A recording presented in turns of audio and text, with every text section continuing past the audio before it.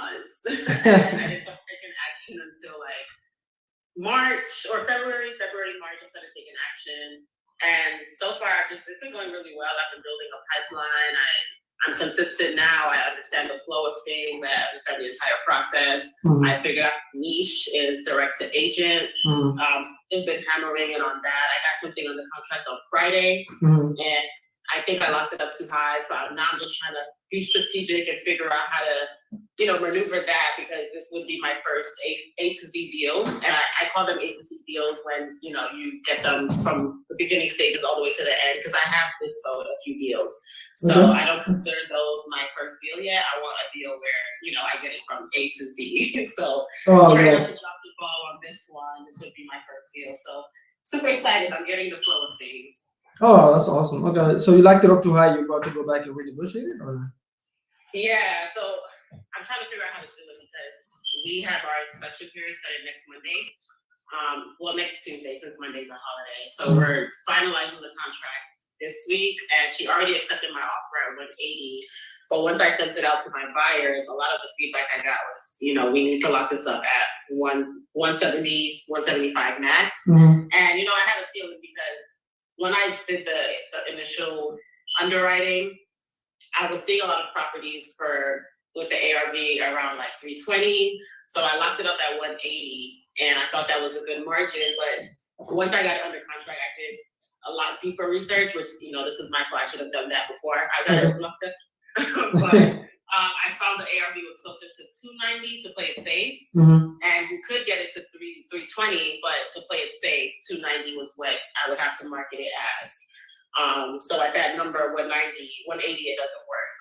Yeah. So still, I'm just trying to figure out a good way to, have that conversation. It's an agent who brought it to me. It's actually her home, like she owns it. Oh, okay. But she hadn't done anything with it for years, and she just kind of wanted to let it go.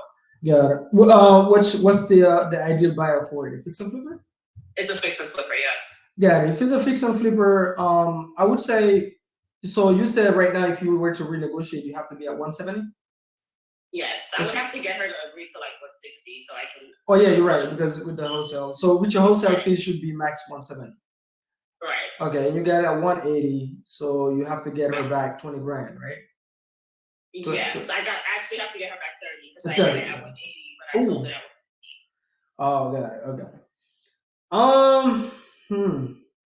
But here's the thing: she didn't tell me about the HVAC and the roof and all of that. I made the offer. Yeah, you're right. Where is this located? Is in? It's in it's on Eastern Avenue. That street that separates Northeast DC from Capitol Heights, Maryland. It's literally across the street from DC, but it's in PG County. Oh, it's in PG County. Okay. Huh. So that's my plight. Yeah, I mean, you have two options, right? You can either get her down on that 30 grand by just, like you said, there's two things that she omitted, and the renovation cost is way higher than you expected. And I mean, typically when sellers are married to you, they're kind of afraid of you running from the negotiation table. Like if they sense like you have no issues doing so because numbers doesn't make sense anymore. Or you could, if you were to turn it into a novation, then you don't have to go. You probably only need to get her down to maybe between 15 and 20 at that point, and she can make 10 grand more. Than what she would make on a cash deal, basically. Especially if it's a fix and flip. So that's the two option I would probably consider. I don't know if was she married to that number for a specific reason or not? No, not a specific reason. Yeah, she just said that she's open to receive an offer. She's friendly. So I just started too high. Yeah, so she might just go down. If she don't, you can always pivot back to a novation. Yeah, I didn't even think about that. Yeah, I watched the video in Case's Kajabi course. Right. And so I have an idea of it. So is that the one where you basically kind of enter a partnership with the seller and you agree to pay them at the end of it once you sell the home after the renovation? Yeah. And typically, so because you only have one closing, obviously you're saving on not only the first closing cost, which is, Prince George County, it can go up to $10,000. And on top of that, you're saving on the acquisition cost, which is going and borrowing that money from a hard money lender, which you have the points, the down payment, and all of that. So you can give a seller 10,000, sometimes even 20 more by turning it into Novation, because you don't have to go through all this other crap, right? So you're saving money on the. So you only do one closing in the back end. So there's two ways to skin the cat when it comes to novations. Right. One way is like right now you already know the number that you want, and you kind of, it seems like you're solid on the number that it could sell for in the back end. Is a guaranteed number to the seller up front. So that would be maybe like the 165 or whatever, right? So that's guaranteed to her in the back end. Whatever the difference in the back end, that's for the investor. After all expenses, that's the profit to the investor. The seller just get what you guys agreed upon up front. I've done it multiple ways where if there's a mortgage in place, I'm the one who's making those mortgage payments while I'm doing the renovation. I've negotiated where it was the seller sometimes. Like it's all a conversation, right? If the seller is wanting to pay because they feel like it's a good deal, why am I to argue with it? Right.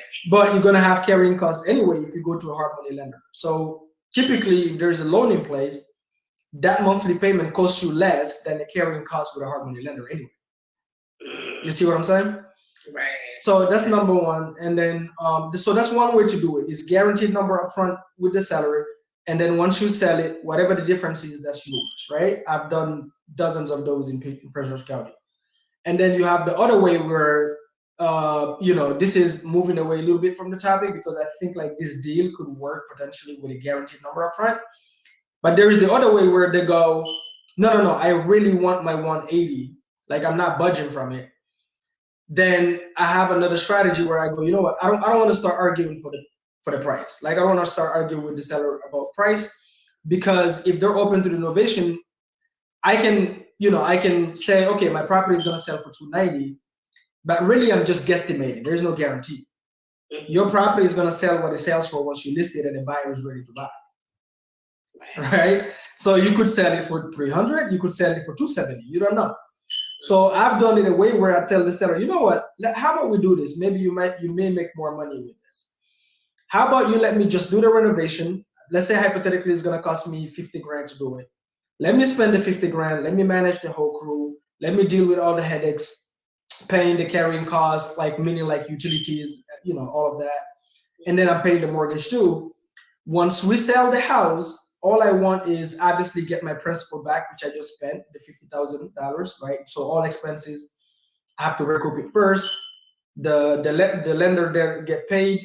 And then whatever is left, listen, I just want X return on my money. So typically on a good market, like most fix and flippers, is 10% of the sales price. That's what they typically go for.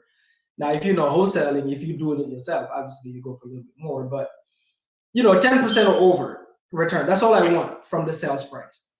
And so right now we stopped arguing about price. So I did it with multiple sellers where I ended up walking away with more money because the property sold for more, but I've done deals where the seller ended up walking away with less than what they expected, because once I list the property for two, I think one of them I listed it for 310, I think, and we had to sell it for like 10 grand less. Why? Because of the market. It was that one was in DC actually, and the seller was like, "Oh yeah, you're right." Like I'm like, "Yeah, it's listed. You can see. You have access to the listing. You see the offer."